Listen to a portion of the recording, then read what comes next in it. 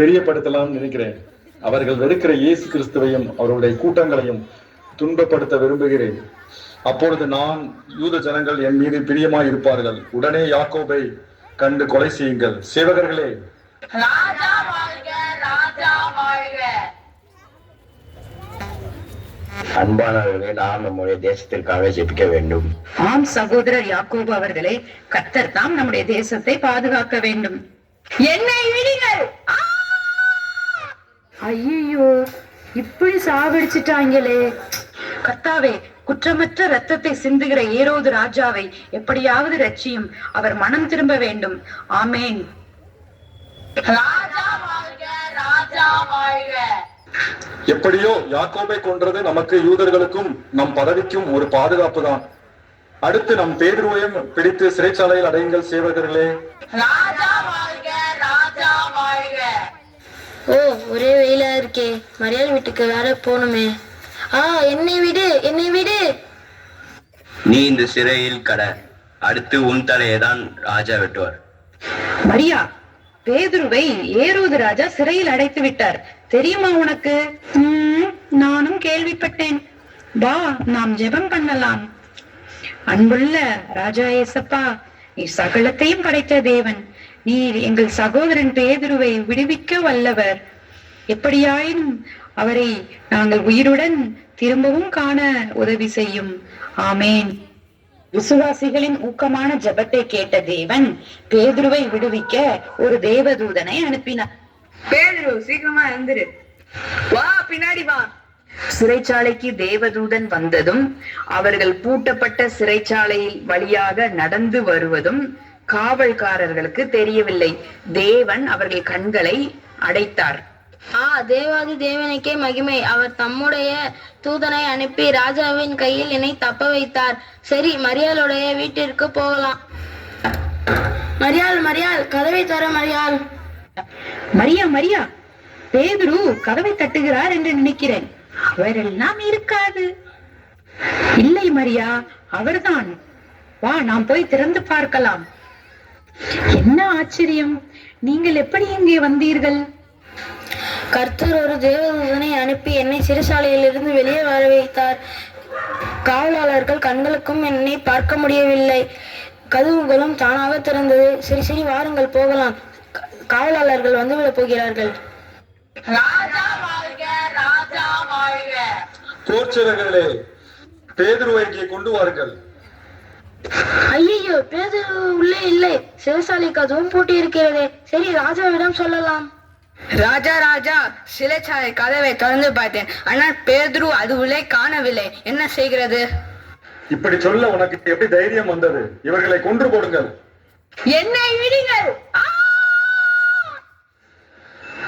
என்னை யார் என்று நினைக்கிறீர்கள்? இனிமேல் நான் தான் பிரசங்கம் செய்ய போகிறேன். அது யூதர்களுக்கு ரொம்ப பிடிக்கும்.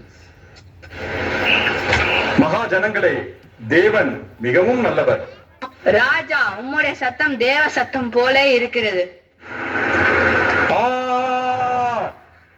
ராஜா, ராஜா, எழுந்திருங்கள். ஐயோ, ராஜா புழு புழுத்து இறந்து விட்டார். தேவ மனிதன் யாக்கோபை கொலை செய்யும் போதும், காரணமில்லாமல் பேதுருவை காவல் செய்த சேவகர்களை கொலை செய்யும் போதும் மன்னர் மனம் திரும்ப வேண்டும் என்று கர்த்தர் பல வாய்ப்புகளை ஏரோது ராஜாவுக்கு கொடுத்தார்.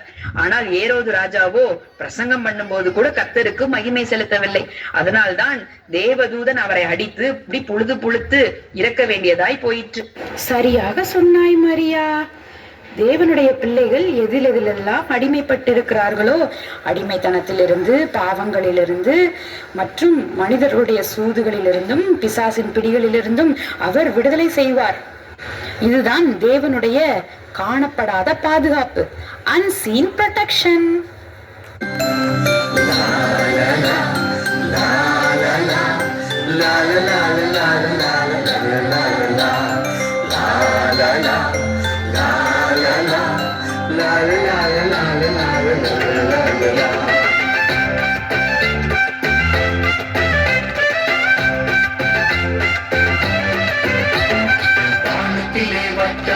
கழுகினை பாரு, செந்தைகள் செட்டைகளால் குஞ்சுகளை பாதுகாக்குது.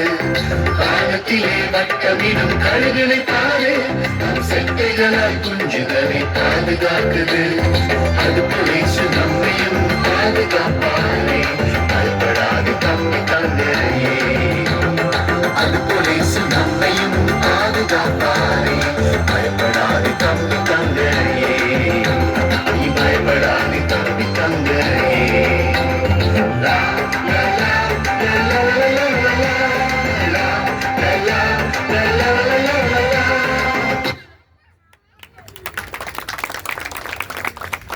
ஹல்லேலூயா. எத்தனை பேருக்கு புரிஞ்சுது?